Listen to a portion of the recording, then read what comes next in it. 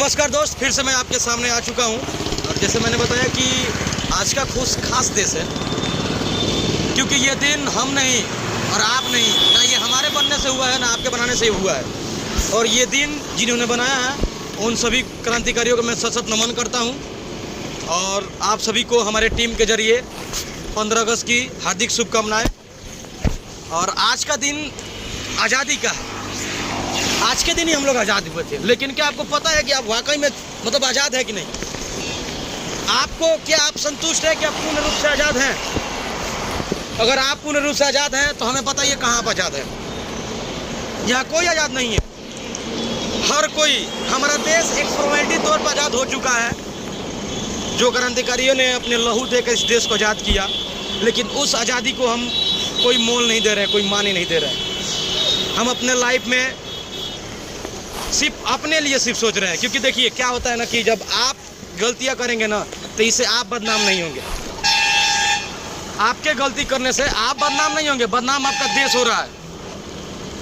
और इतना बड़ा देश सिर्फ आपके ऊपर निर्भर करता है। और रही बात की मेरी ये क्वेश्चन थी कि आप सच में आज़ादी है? क्या आप सच में पूर्ण रूप से आज़ाद हो चुके हैं? नहीं हुए हैं। अगर हुए हैं तो जवाब दीजिए हमें। आज़ाद इसलिए नहीं हुए हैं क्योंकि आप अपना बात छोड़कर दूसरे किसी के बात में पड़े रहते हैं। आप लोगों ने जब एक कहावत नहीं है, एक महान व्यक्ति ने बोला है कि जब इंसान 16 वर्ष की उम्र में रहता है ना, जब इंसान 16 वर्ष के उम्र में रहता है तो उसके पास कई सारे सपने होते हैं। मैं ये कर लूँगा, वो कर लूँगा, ये खरीद लूँगा, वो कर लूँगा। मतलब समझो कि वो जहाज़ भी खरीदने के औकात में रहता है जब इंसान 16 साल की उम्र में रहता है। लेकिन जैसे जैसे उम्र बढ़ती जाती है, रिस्पॉन्सिबिलिटियाँ बढ़ती जाती हैं, जिम्मेदारियाँ आती जाती हैं, और हम और आप हार मानना स्टार्ट कर देते हैं ज़िंदगी से। और जैसे 30 तक पहुंचता है वैसे हमारे लाइफ में बहाने स्टार्ट कि मैं इसके कारण ये नहीं किया, उसके कारण ये नहीं किया, इसके कारण ये नहीं किया। तो ये सब बहाने हैं। सिर्फ 30 तक जाते जाते आप पूर्ण रूप से हार चुके होते हैं और फिर से आप उन्हीं जिम्मेदारियों में, गुलामी में फंस जाते हैं। वो गुलामी जो आप क्या, हम क्या, कितने भी क्रांतिकारी लगेंगे लेकिन आपके पास से वो गुलामी छीन नहीं सकते हैं। ये गुलामी खुद छीननी पड़ती है आपको। क्योंकि गुलामी एक ऐसा धब्बा नाम है जो आपके मौत से भी हटने वाला नहीं है। यही एक गुलाम। अभी तो हम बड़ा सुरक्षित जी रहे हैं। क्यों? क्योंकि गुलाम हट चुका है और हम एक आज़ाद देश के आज़ाद नागरिक हैं। हमें लग रहा है कि हम कुछ भी कर सकते हैं, अपने मन मर्जी है। ऐसा थोड़ी होता है। आप एक बार इतिहास के पन्ने उठाओ और देखो 15 अगस्त सन 1947 के पीछे क्या हुआ था। आज़ादी क्या आसानी से मिली थी? कोई आसानी से नहीं मिला था। आज़ादी मिली थी कई वीरों के फौलादे खून से। खून बहता गया रास्ते में, नदियाँ वहाँ से चालू हो गई, फिर भी हम गुलाम थे। और गुलाम बनाया किसने? हम और आपने। और गुलाम का वही बात है, सिर्फ जाति।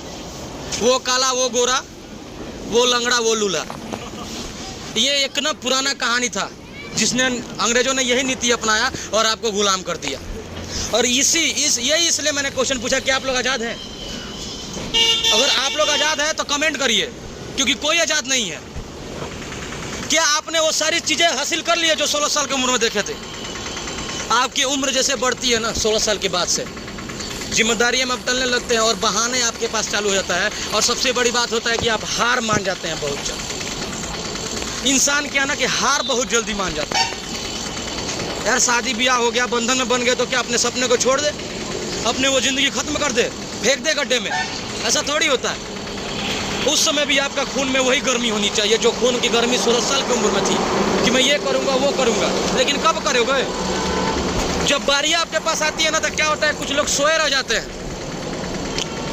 जब कुछ मौका आपके दरवाजे पर चल के आती है तो हम सोए रह जाते हैं, उसका इंतज़ार नहीं कर पाते, उसका स्वागत नहीं कर पाते। ये तरीका अपने पास नहीं होता है।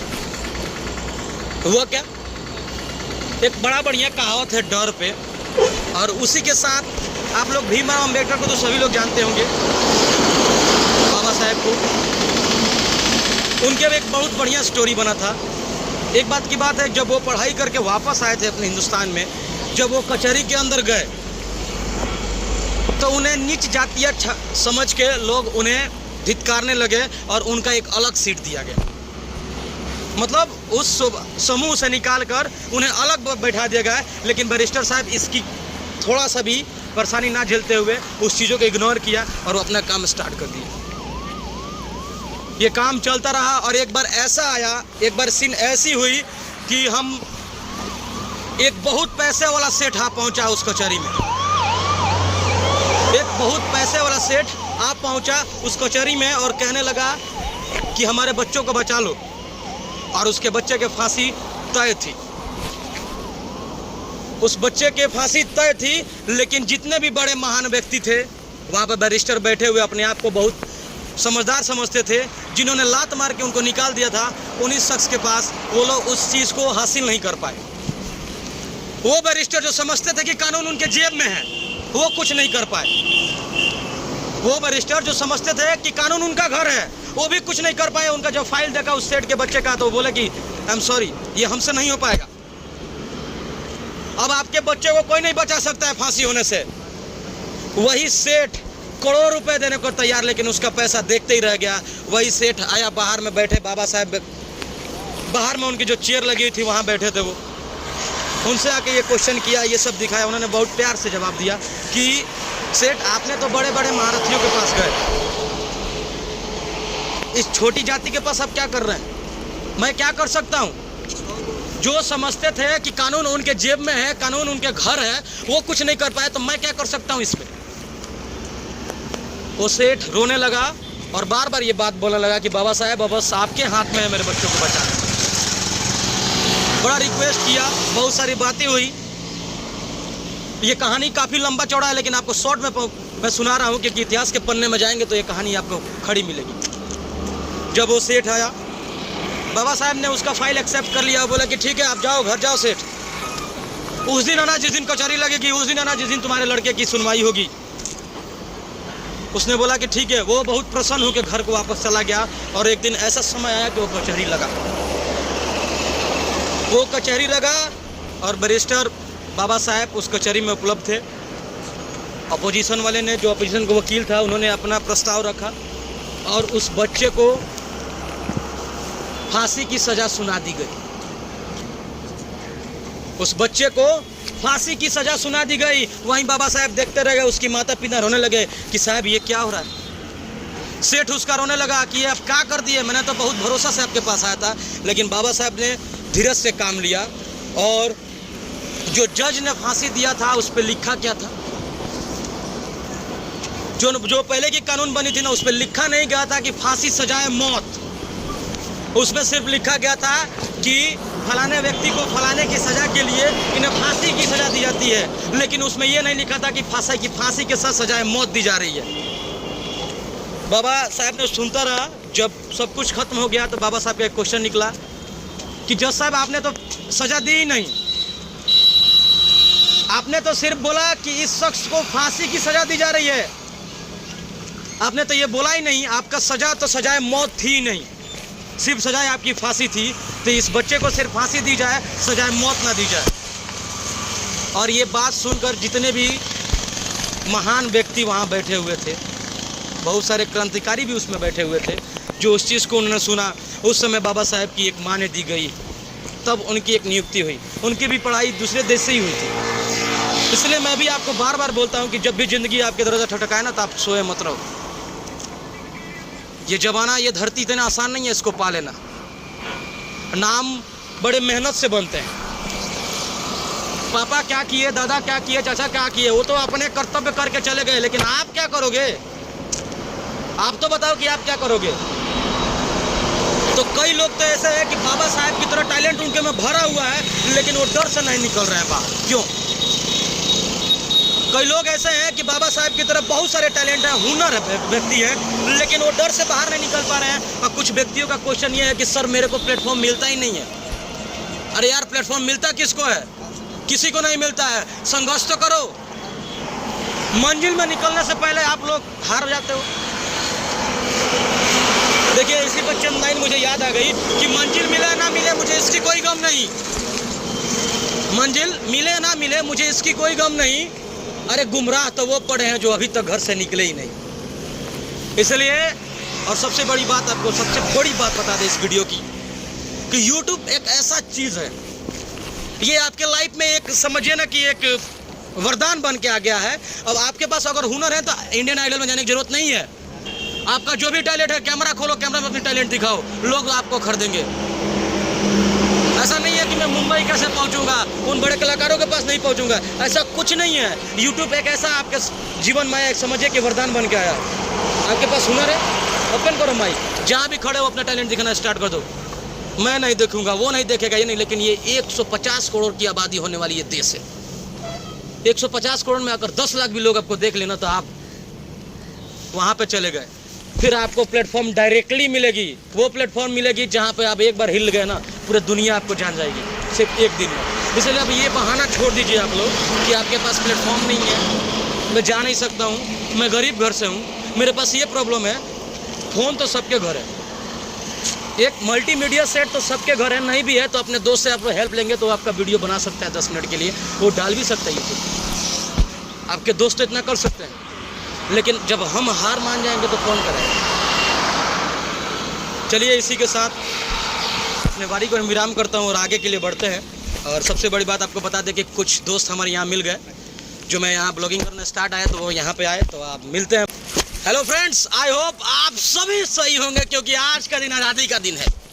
वो आज़ादी जो अपन ये सब कुछ ठीक ठाक है, हंस रहे हैं, गा रहे हैं, वही आज़ादी का दिन है। और ये दिन को जाया मत जाने दो, खून को जलाओ, उतना ही जलाओ जितना जलना चाहिए। चलिए कोई बात नहीं है, इसको तो पहचानते होंगे आप लोग, और इसको भी तो पहचानते होंगे, नहीं भी पहचानते तो कोई बात नहीं है। सर आपका नाम? राजकुमार। मतलब ऐसा क्या?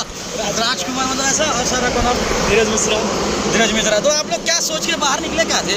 आज अपना देश आज़ाद हुआ है, हम भी आज़ाद हैं आज के दिन, और पूरा दिन आज़ादी रहेंगे। लेकिन आज कुछ जश्न की जश्न नहीं होता, आज़ादी का खुशी हो, जैसे खुशी मनाया जाता है उस टाइम मना था 1947, वैसे ही हम लोग खुशी अपने आप में मना रहे हैं। तो हम लोग निकले थे बस रोड पे, तो आपके साथ ब्लॉगिंग के मजा ले रहे थे। बात सही है। सबसे बड़ी बात बता दें कि एक जगह, एक कुचायकोट नाम का जगह है जहाँ पे चेक पोस्ट है, यूपी बिहार राज्य का बॉर्डर भी कहा जाता है इसको। और यहाँ पे गाड़ी की चेकिंग होती है, आप तो पीछे देखे होंगे, लोकेशन में आता जाता होगा गाड़ी। चले वहीं मिलते हैं हमारे पंडित जी से।